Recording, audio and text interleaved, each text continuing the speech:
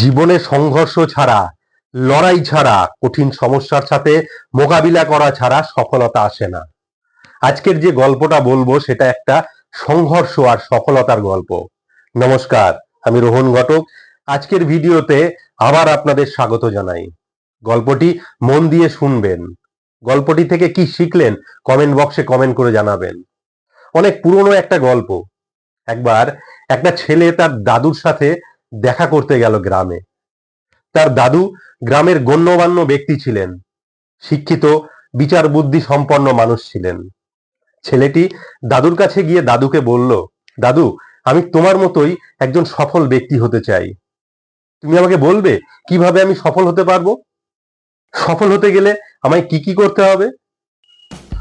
দাদু হাসলেন আর ছেলেটিকে একটা গাছের নার্সারিতে নিয়ে গেলেন, যেখানে চারা গাছ পাওয়া যায়। সেখান থেকে ছোট ছোট দুটো চারা গাছ কিনে নিয়ে বাড়িতে এলেন। দাদু ছেলেটিকে বললেন, দাদু ভাই, আজ এই চারা গাছ দুটোকে তুমি লাগাবে। এই বলে দাদু ছেলেটিকে দিয়ে একটি গাছ বাড়ির মধ্যে একটা টবে লাগানো করালেন, আর একটা চারা গাছকে বাড়ির বাইরে একটা জায়গায় লাগাতে বললেন। এরপর দাদু ওই ছেলেটিকে বললেন, বলো তো দাদু ভাই, এই চারা গাছ দুটির মধ্যে কোন গাছটি সফল হবে এবং কোনটি সব থেকে বড় গাছ হবে? ছেলেটি একটু ভেবে বলল, বাড়ির মধ্যে যে গাছটি লাগানো হলো সেটি সব থেকে বড় হবে, কারণ সঠিক পরিচর্যার মধ্যে থাকবে, তার কোনো ক্ষতি হবার সম্ভাবনা থাকবে না। আর বাইরের গাছটির ক্ষতি হওয়ার সম্ভাবনা থাকবে অনেক বেশি, সে সঠিকভাবে পরিচর্যাও পাবে না। যেমন নিয়মিত জল দেওয়া, সার দেওয়া, এইসব তো বাইরের গাছটায় হবে না। তাছাড়া প্রচন্ড রোদ, ঝড়, বৃষ্টি এগুলো তাকে সহ্য করতে হবে। তাছাড়া ছাগল, গরু এদের থেকেও ক্ষয়ক্ষতির সম্ভাবনা আছে। সুতরাং বাড়ির ভিতরে যে গাছটি সেই সব থেকে বড় হবে। দাদু হাসলেন আর বললেন, তুমি ঠিকই বলেছ, দেখা যাক ভবিষ্যতে কি হয়, কোন গাছটির কি অবস্থা হয়। আর পরের বার যখন তুমি আসবে তখন তোমার এই প্রশ্নের আমি উত্তর দেব। এরপর ছেলেটি গ্রাম থেকে আবার শহরে ফিরে গেল এবং তার লেখাপড়া নিয়ে সে ব্যস্ত হয়ে গেল। বছর তিনেক পরে ছেলেটি আবার ওই গ্রামের দাদুর কাছে গেল। দাদুকে গিয়ে বলল, দাদু, আগেরবার আমি তোমায় একটা প্রশ্ন করেছিলাম যে আমি তোমার মতোই সফল ব্যক্তি হতে চাই, কিন্তু সেবার তুমি কোনো তার উত্তর দাওনি। এবার তোমায় বলতেই হবে। দাদু হাসলেন আর বললেন, হ্যাঁ, বলতেই হবে, কিন্তু তার আগে বলো, তোমার কি মনে আছে যে এখানে তুমি দুটো চারা গাছ লাগিয়েছিলে? ছেলেটি বলল, হ্যাঁ, মনে আছে। আর আমি বলেছিলাম বাড়ির ভেতরে যে গাছটা লাগিয়েছিলাম সেটা সব থেকে বড় হবে। দাদু সেই গাছের কাছে ছেলেটিকে নিয়ে গেল। ছেলেটি গিয়ে দেখলো বাড়ির ভেতরে যে গাছটা সে লাগিয়েছিল সেটা খুব একটা বড় হয়নি, তার গ্রোথ খুব একটা হয়নি। এবার বাড়ির বাইরে যে গাছটা লাগিয়েছিল ছেলেটি সেটার কাছে গেল, দেখলো বিশাল বড় একটা গাছ। সেই ছোট চারা গাছটা আজ এত বড় গাছ হয়ে গেছে, তার এত শাখা প্রশাখা চারিদিকে ছড়িয়েছে। তখন দাদু ছেলেটিকে বলল, দেখো, বাইরের যে গাছটা সে অনেক কিছু সমস্যার মোকাবিলা করেছে, যেমন প্রচন্ড ঝড়, প্রচন্ড রোদ, প্রচন্ড বৃষ্টি, নিয়মিত জল না পাওয়া, এসবের মধ্যেও সে বেড়ে উঠেছে। আর আজ ও এতটাই মজবুত, কোনো বড় তুফান ওর কিছুই করতে পারবে না। আর যে গাছ আমাদের বাড়ির মধ্যে লাগিয়েছিলাম সে সব সময় পরিচর্যার মধ্যেই বড় হয়েছে, নিয়মিত জল পেয়েছে, বাইরের গাছটির মতো তাকে স্ট্রাগল করতে হয়নি। সে কমফোর্ট জোনের মধ্যে বড় হয়েছে, তাই সে বেশি বড় হতে পারেনি।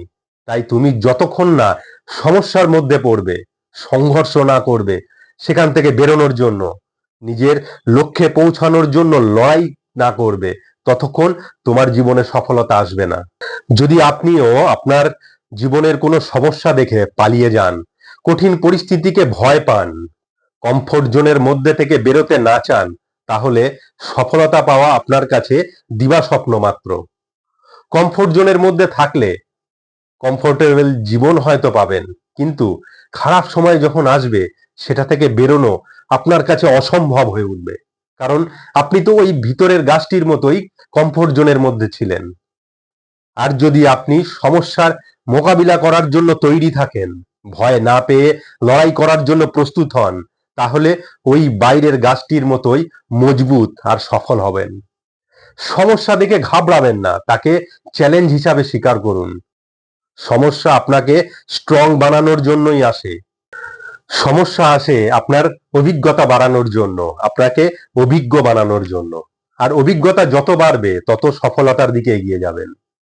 জীবনের আসা এক একটা সমস্যাকে আপনার সফল হবার পথের এক একটা সিঁড়ি জানবেন।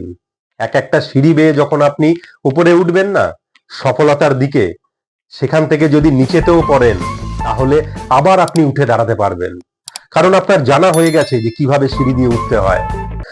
কিন্তু যারা শর্টকাটের মাধ্যমে, লিফটের মাধ্যমে সফলতার রাস্তায় পৌঁছে যায়, তারা যখন সেখান থেকে নিচেতে পড়ে তারা আর উঠে দাঁড়ানোর সুযোগ পায় না, কারণ তারা জানে না তো যে কিভাবে সিঁড়ি দিয়ে উঠতে হয়। রানু মণ্ডল আচমকাই হঠাৎই হয়ে যায়, যাকে পরে আর খুঁজে পাওয়া যায় না। কিন্তু লতা মঙ্গেশকর হতে গেলে এক প্রচন্ড সংঘর্ষের মধ্যে দিয়ে হতে হয়, যাকে যুগ যুগ ধরে মানুষ মনে রাখে। স্বামীজি বলেছেন, কোনো বড় কাজই কঠোর পরিশ্রম আর কষ্ট স্বীকার করা ছাড়া হয়নি। আপনার আশেপাশে অনেক দুঃখী ব্যক্তি আছে যাদের জন্য এই ভিডিওটি খুব দরকার। অনুগ্রহ করে তাদেরকে শেয়ার করে তাদেরকে মোটিভেট করে তুলবেন। আপনার এই একটা শেয়ার যদি কারোর জীবন বদলে দেয়, সেটা আপনার কাছেও আমার মতোই অনেক বড় পাওনা। ভিডিওটি লাইক করবেন, চ্যানেলটিকে সাবস্ক্রাইব করে আমারও মোটিভেশন বাড়াবেন। সবসময় ভালো থাকবেন, সুস্থ থাকবেন, আর কোনো কিছুতে ভেঙে পড়বেন না। সবসময় নিজেকে মোটিভেট রাখবেন। ভিডিওটি দেখার জন্য অসংখ্য ধন্যবাদ।